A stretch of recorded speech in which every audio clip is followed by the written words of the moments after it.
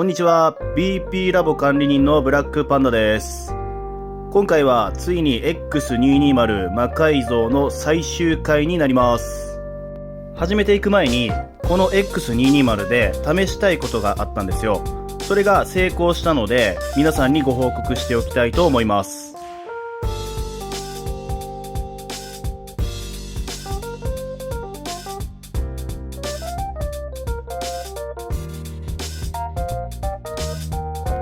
はい、こちら10年前のパソコンに Windows 11をインストールすることができました。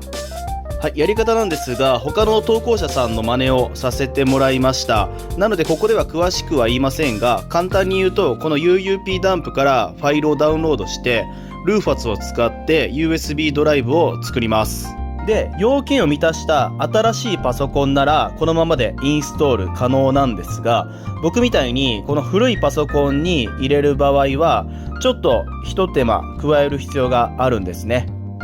テキストを打ち込んで、それを USB ドライブに一緒に入れてインストールするときにチェックを回避するっていうやり方なんですけれども、ちょっとね、ごめんなさい。僕の方ではね、詳しく解説することができないので、うずらのデジモノ部屋さんっていう方がすごくわかりやすく解説してくれていますので、気になる方はそっちを見てもらえるとやり方がわかると思います。で、今は問題なく動作しているんですけれども、今後のアップデートでどうなるかわかりません。動かなくなるかもしれませんので、こういうチャンネルをねご覧の方はもう承知だとは思いますけれども、試されるときは自己責任でお願いします。あと補足ですが、 TPM を BIOS 上で無効にする必要があるみたいなんですけれども、やり方が全くわからなかったので、そこは何もいじっていません。それでも今のところ問題なく動作はしています。はい、それでは画面を戻ってライセンスが認証されているのか確認してみます。ちゃんとライセンスは通っているみたいですね。しかしこのままいつまで使えるかわからないので、もしかしたらまた Windows 10に戻すかもしれません。はい、それではライセンスの確認もできたので本題に入っていきましょう。今回はこの USB 3.0 が3発ついたエクスプレスカードを使用してみたいと思います。スロットに挿すだけで簡単に使用できるみたいなんですけれども、硬くてね、入れるのがすごい大変でした。はい、装着したらこんな感じです。見た目がすごい強そうになりましたね。それでは USB メモリーを挿してちゃんと動作するのか確認してみたいと思います。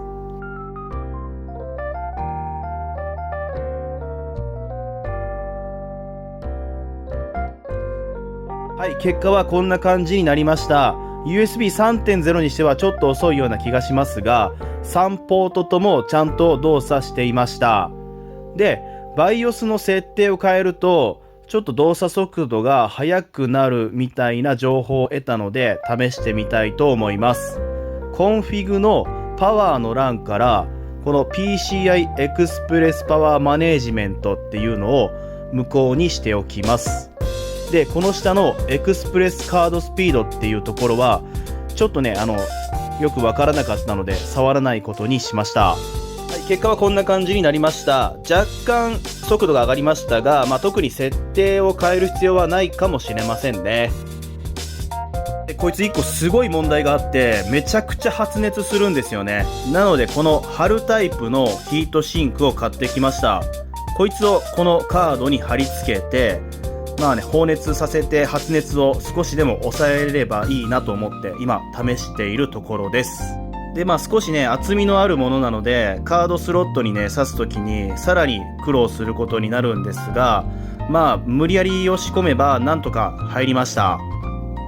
こんな感じですね。はい、ヒートシンクを貼りましたがあまり変わりませんでした。パームレストが熱々です。ただこの側面に USB 3.0 が4発ついているっていうね見た目がすごく気に入ったので、このまま使っていこうかなと思っています。本当にね CPU かなっていうぐらい発熱するので、もしね使ってみたいなと思う方はねちょっと気をつけてください。僕は見た目重視で使います。で、一つ分解とかねいろいろしてるうちに気になったことがね1個ありまして、ここにですねちょっと見えづらいんですが M サタスロットがね一つあるんですよね。調べてみるとどうやらここにワイヤレス WAN を挿すみたいなんですけれども、僕はそんなの使わないのでここに M サタ SSD を試しに挿してみたいと思います。このままだと無線 LAN カードが当たって入りません。なので一度取り外して順番を逆に取り付けてみたいと思います。このように先に M サタ SSD を差し込んで固定します。でその上に無線 LAN カードを挿していくんですけれども、固定するときにネジを結構きつめに締めないと後で認識しなくなります。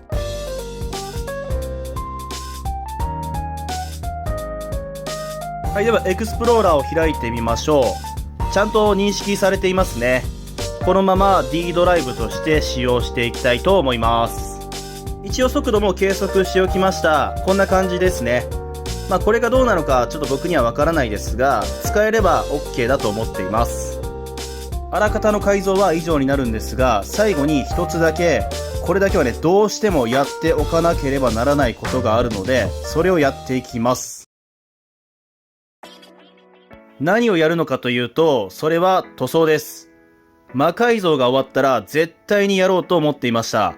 僕がいつも参考にさせてもらっている某お兄さんの動画で、いつも軍用にね、塗装しているのを見て、すごいね、かっこいいなと思って、これだけは絶対にやらなくちゃいけないなと思っていたので、それをね、今回ちょっと初めてのね、作業になるんですけれども、やっていきたいと思います。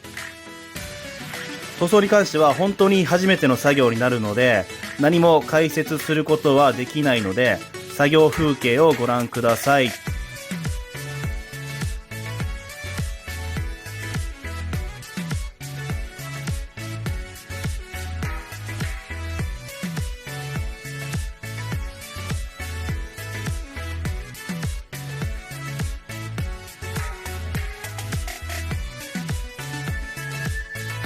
はい、ここから室内での作業になります。なぜかというと、外がゲリラ豪雨ですごいことになっているからです。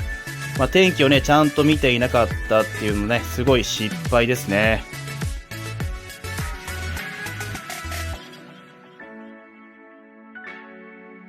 色はタンにしました。僕ね、乾燥地帯に行くことが多いので、このカラーにしました。